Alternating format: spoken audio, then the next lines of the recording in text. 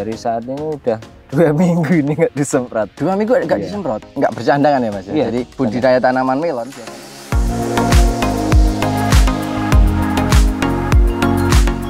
Assalamualaikum warahmatullahi wabarakatuh, sahabat petani semua.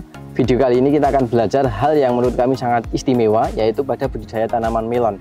Di lahan ini diuji kualitas varietas dari salah satu jenis melon yang dibandingkan dengan varietas lain dengan perawatan yang sangat minim. Hampir dikatakan tidak melakukan perawatan karena saking mudahnya dan menggunakan barang-barang yang sangat hemat, tetapi kualitas buah yang dihasilkan sangat istimewa. Ingin tahu kiat suksesnya seperti apa? Video lengkapnya setelah yang satu ini.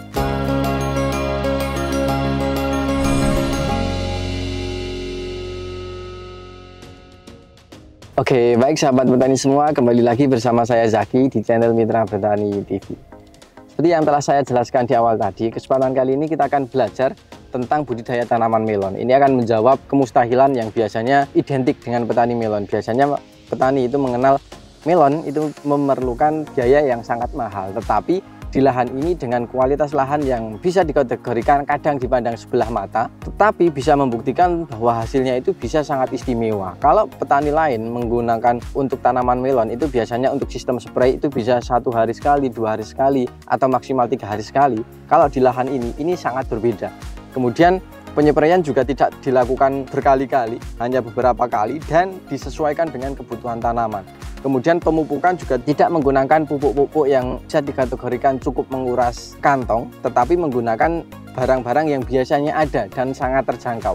Tetapi kualitas dari hasil tanaman melon yang ada di sini ini membuat saya geleng-geleng gitu, karena tingkat keberhasilannya sangat tinggi. Kemudian kualitas tanaman sampai tanaman berbuah seperti ini tapi daunnya juga masih sangat sehat. Kemudian ukuran buah juga sangat sejajar dan tingkat serangan hama dan penyakit bisa dikategorikan sangat minim. Padahal perawatan sangat sederhana dan cuacanya sangat ekstrim karena sudah cukup lama tidak diguyur air hujan. Sementara kita ketahui untuk tanaman melon sendiri ini sangat membutuhkan air, tetapi di lahan ini dengan keterbatasan banyak hal, tetapi kualitasnya masih sangat istimewa. Penasaran kisah lengkapnya seperti apa? Tanpa lama-lama lagi kita akan langsung masuk pada sesi wawancara. Oke, baik sahabat petani semua, di hadapan saya sudah ada sang pemilik lahannya langsung. Monggo Mas, mungkin bisa memperkenalkan diri. Yo ya, nama saya Tino, alamat Cikal, Watu Sekar Ngawen, Gunung Kidul. Mas Tino ya Mas ya, yang beralamat di Kabupaten Gunung Kidul. Ya. Menanam tanaman melon. Ya. Sebenarnya dari awal itu saya agak sedikit ragu gitu ya, masa di Gunung Kidul yang tanahnya itu sebagian besar adalah tanah kapur atau tandus biasanya, bisa untuk budidaya tanaman melon Mas? Ya, alhamdulillah. Kenyataannya bisa. Sudah sering atau baru pertama kali ini Mas? Ya udah sering lah, udah 3 tahunan. Sudah 3 tahunan dan alhamdulillah ini menjawab tantangan, katanya tanahnya kurang subur dan lain sebagainya, tapi ternyata bisa menghasilkan tanaman yang sebagus ini gitu. Jadi Mas Tino ini beralamat di Gunung Kidul dan ini ketinggiannya adalah sekitar 170 meter di atas permukaan laut. Saya tadi sudah mencoba mengukur dan beliau sudah berkali-kali untuk budidaya tanaman melon. Dan untuk di daerah sini apakah hanya jenengan atau juga ada beberapa petani lain Mas? Ya, kalau daerah sini banyak, tapi cuma paling 30%. 30%? Ya, dari total petani itu ada sekitar 30% yang budidaya tanaman melon. Itu artinya untuk daerah sini tetap masih bisa gitu. Kemudian kalau untuk tanaman melon sendiri di sini Mas, ini biasanya berapa musim ini Mas? Dalam 1 tahun itu berapa kali proses penanaman? Kalau proses penanaman paling 3 kali proses penanaman. 3 kali. Di lahan yang sama? Di lahan yang sama. Di lahan yang sama. Jadi kalau tidak terpaku hanya untuk musim kemarau atau hanya musim penghujan itu tidak. Tapi bisa di semua musim gitu. Tergantung nanti kita mensiasatinya gimana gitu. Kemudian untuk saat ini Mas, ini kalau boleh tahu ini mencoba menanam atau menanam varietas apa ini Mas? Ini dari produk MMT baru pertama kali, ya alhamdulillah hasilnya kayak gini. Dari segi perawatan ya lumayan enak banget, kita perawatan lebih enteng lah ketimbang varietas lainnya dengan hasil yang udah kayak gini. Jadi ini adalah melon Delon 65 ya Mas? Delon 65. Delon 65 dibandingkan dengan varietas lain. Iya, varietas dibandingkan lain. Varietas lain ternyata sampai sejauh ini sudah umur berapa ini Mas kita? Ini 63 hari setelah tanam. Iya. Jenengan sudah bisa menyimpulkan hasilnya lumayan bagus. Lumayan bagus ya. Lumayan bagus dibandingkan dengan varietas lain di lahan yang sama dan perawatan yang sama. Iya. Kalau jenengan bisa menyimpulkan lebih bagus itu di apanya Mas? Di pertumbuhannya atau di diameter buahnya atau di netnya atau di apanya Mas? Dari semua Mas, dari segi pertumbuhan ya, dari apa buahnya juga sama, pertumbuhannya juga cepat, netnya juga bagus. Jadi secara umum atau secara hasil itu untuk di kualitas buahnya itu masuk di pasaran? Masuk, harusnya masuk ini Mas. Ini melon baru ini hampir 99% net semua. Biasanya tidak? Biasanya tetap ada yang nggak ngenet. Kalau ini alhamdulillah pakai produk MMT ini alhamdulillah net 99%. 99% jadi gitu ya Mas. Dan untuk dari perawatan juga mudah itu ya Mas ya. Mudah banget. Jadi kalau biasanya kalau musim kemarau itu identik dengan keriting. Keriting daun. Keriting. Untuk yang terserang virus keriting sendiri untuk di lahan Mas Tino sendiri ini banyak ada atau gimana? Alhamdulillah ini nggak ada sama sekali. Padahal cuacanya cukup ekstrim. Extra ekstrim ini. Extra ekstrim. Panasnya benar-benar panas. Ya. Kalau untuk di daerah sini berarti biasanya kalau dengan varietas yang lain itu biasanya di musim yang seperti ini sangat rentan terserang virus keriting. Iya, sangat rentan, hampir 50%. Hampir 50% terkena. Keriting. Kemudian kalau untuk ketahanan terhadap penyakit Mas, misalkan dari serangan jamur misalkan, karena saat ini musim kemarau juga, tapi untuk di lahan ini untuk kekuatan terhadap serangan jamur menurut Mas Tino gimana? Dari kekuatan jamur, ya ini istimewa, dalam artian istimewa ini perawatan nggak begitu signifikan ya Mas, maksudnya nggak terlalu rumit banget. Nyatanya umur segini masih kayak gini. Ini daunnya udah saya buang 50% daunnya. Daunnya sudah dibuang sekitar 50% dengan perawatan seadanya, tapi daunnya masih bagus. Sih. Masih mulus itu. Rencana ini nanti akan dipanen di umur berapa Mas?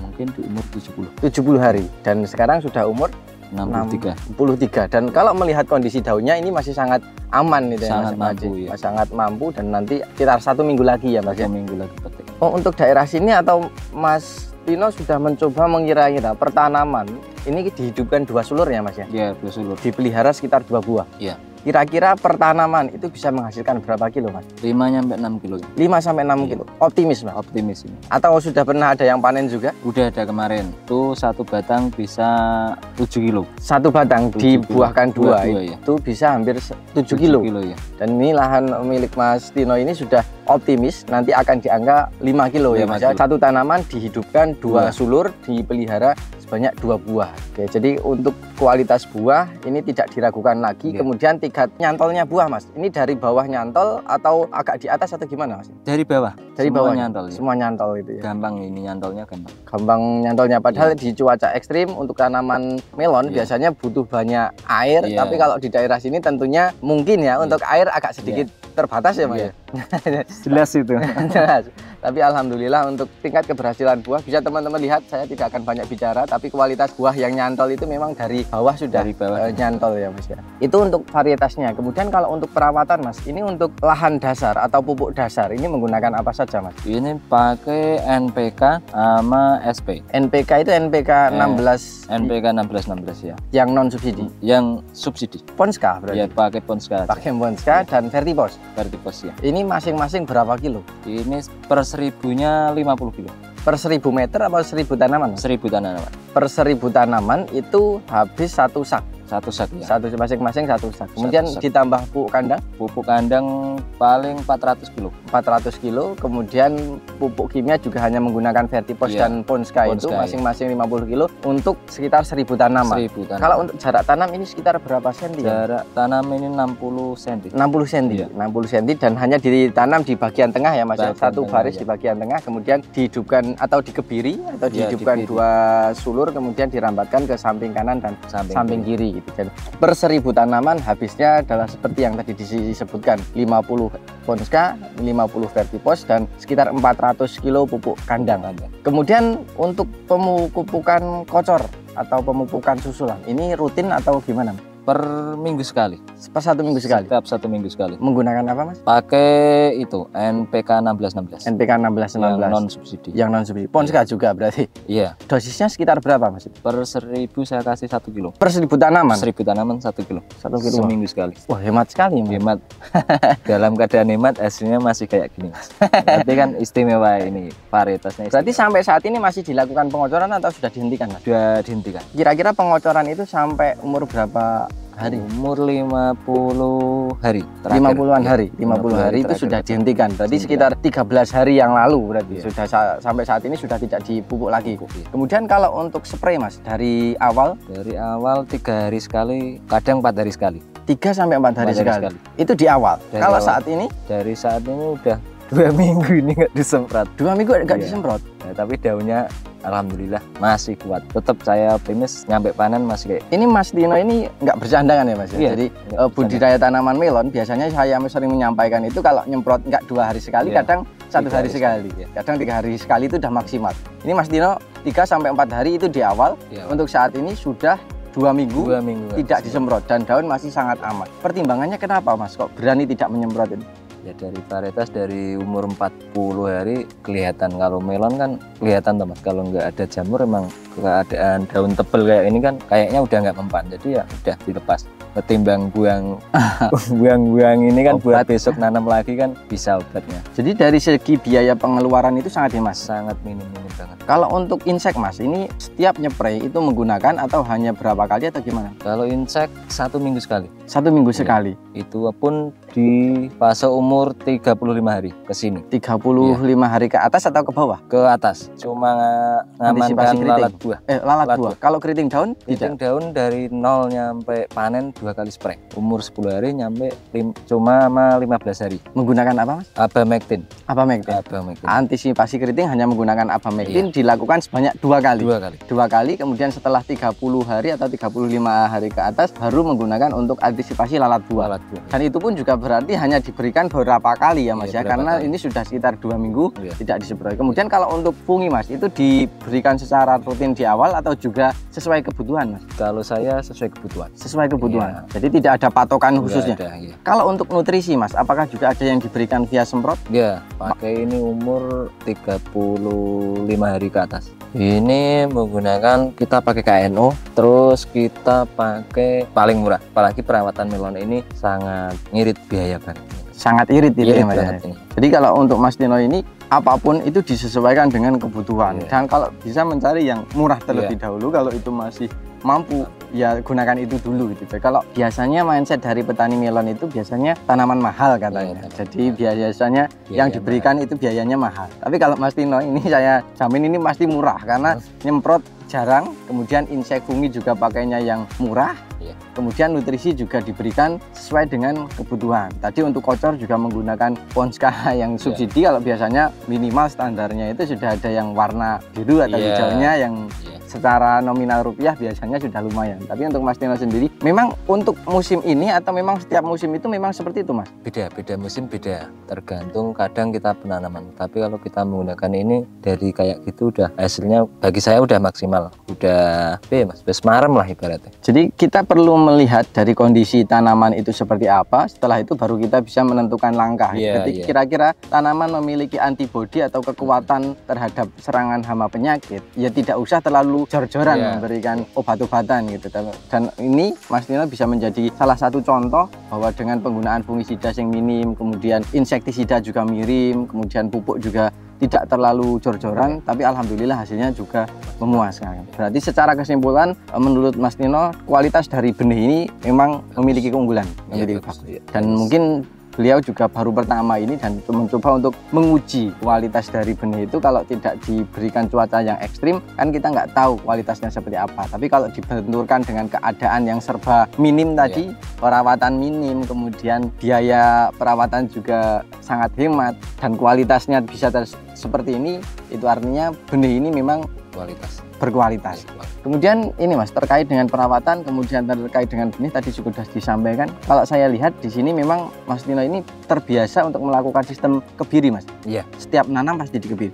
Pasti kebiri. Pertimbangannya kenapa Mas? Lebih murah semuanya Mas. Lebih murah. Iya. Dari segi bibit kita hemat ya. Hemat, tapi hasilnya bisa 2 kali lipat. Kemudian kalau saya perhatikan juga pada bagian atas ini di topping atau dipangkas pucuk. Iya, saya buang. Kemarin karena terlalu banyak saya buang.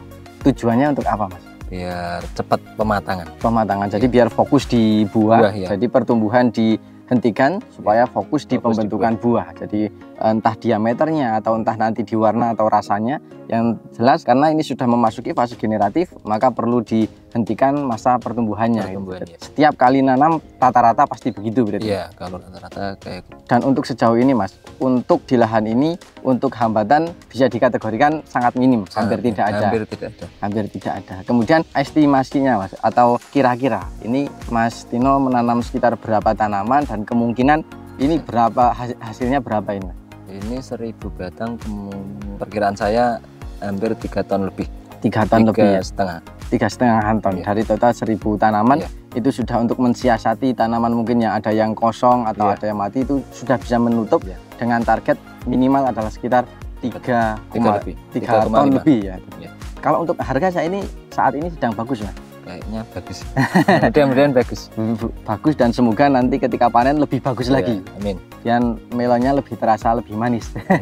Jadi kalau dari segi kualitas melonnya tidak diragukan, Mas? Iya, nggak diragukan. Dari diameternya, kemudian dari netnya, kemudian dari bentuk buahnya itu masuk semua. Masuk semua. Oke, mungkin itu sahabat petani semua yang bisa kami sampaikan saat ini. Sebelum saya akhiri, Mas, mungkin ada pesan yang ingin disampaikan untuk sahabat petani semua? Ya, terutama untuk penanam melon, kalau mau pengen hasil maksimal, tanamlah di lawn. Ini dengan perawatan yang minim, hasilnya maksimal. Oke, baik sahabat petani semua, mungkin itu ya yang bisa kami sampaikan. Tadi beliau juga sudah menyampaikan tidak ada salahnya untuk mencoba sesuatu yang baru, karena dengan kita mencoba, insya Allah akan mendapatkan sesuatu hal yang baru pula. Ketidakberanian kita untuk mencoba sesuatu yang hal baru itu bisa menjadi awal mula ketidaksuksesan kita. Orang-orang sukses itu biasanya karena berani mencoba sesuatu hal yang baru. Beliau mencoba membandingkan 2 varietas sekaligus dengan perawatan dan lahan yang sama, tetapi ternyata di situ kita bisa mengetahui kelebihan dan kekurangan di balik setiap masing-masing varietas. Kemudian di sini juga beliau membuktikan tidak ada yang tidak mungkin. Beliau mencoba menanam di daerah Gunung Kidul yang katanya tanahnya itu tanah kapur, kemudian kurang subur, tapi alhamdulillah tanaman beliau bisa sangat maksimal dengan perawatan juga yang tidak ugal-ugalan atau disesuaikan dengan isi kantong. Atau kalau bisa hemat, kenapa harus boros gitu. Jadi beliau untuk di lahan ini bisa dikategorikan sangat hemat karena pemberian pupuk itu hanya 1 minggu sekali, kemudian itu juga hanya menggunakan barang-barang yang terjangkau, tidak melulu harus sesuatu yang mahal. Kemudian untuk penyepraian beliau hanya sampai sekitar 40-an hari, itu terakhir sekali semprot dengan interval 3-4 hari sekali. Kalau untuk petani melon lain biasanya bisa 1 hari sekali atau 2 hari sekali, tapi beliau mencoba melihat kondisi dari melon ini sepertinya memiliki kekuatan, dan benar demikian sampai dengan umur 63 hari setelah tanam ini kualitasnya memang benar-benar meyakinkan. Jadi kekuatan terhadap serangan penyakit itu alhamdulillah lumayan, dari jamur itu minim, kemudian dari keriting daun juga minim. Kemudian untuk pupuk pada bagian bawah beliau hanya menggunakan seadanya, ada pupuk Ponska, kemudian ditambah dengan Vertipos, kemudian ditambah dengan pupuk kandang. Untuk jarak tanam beliau menggunakan sistem 1 lajur dengan jarak tanam sekitar 60 cm, kemudian beliau kebiri, kemudian sulurkan 2 dengan tujuan untuk penghematan dari segala hal, mulai dari benihnya, kemudian perawatannya juga menjadi lebih mudah dan lain sebagainya. Intinya itu menjadi lebih murah dan lebih praktis. Dan untuk sistem pada bagian atas beliau melakukan sistem topping dan pengurangan daun-daun yang mungkin sudah tua. Tujuannya adalah untuk memaksimalkan pencahayaan, kemudian perawatan juga menjadi lebih mudah, kemudian untuk menghentikan sistem pertumbuhan karena saat ini sudah fokus pada masa pembuahan atau fase generatif gitu. Jadi sistem topping untuk tanaman melon menurut beliau ini mutlak dilakukan. Kemudian untuk kualitas buah yang dihasilkan menurut beliau ini sangat masuk, tingkat keberhasilannya sangat tinggi, kemudian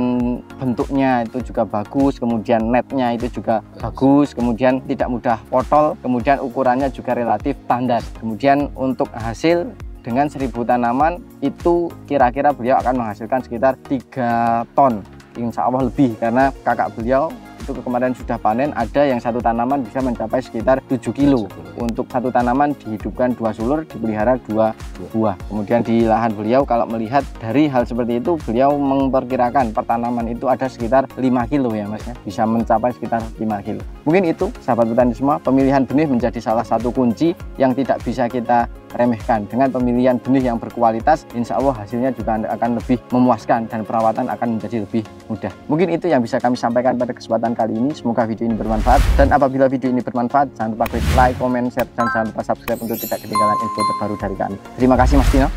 Terima kasih sahabat petani semua. Salam Mitra Petani Indonesia. Wassalamualaikum warahmatullahi wabarakatuh. Dan sampai jumpa di video kami selanjutnya.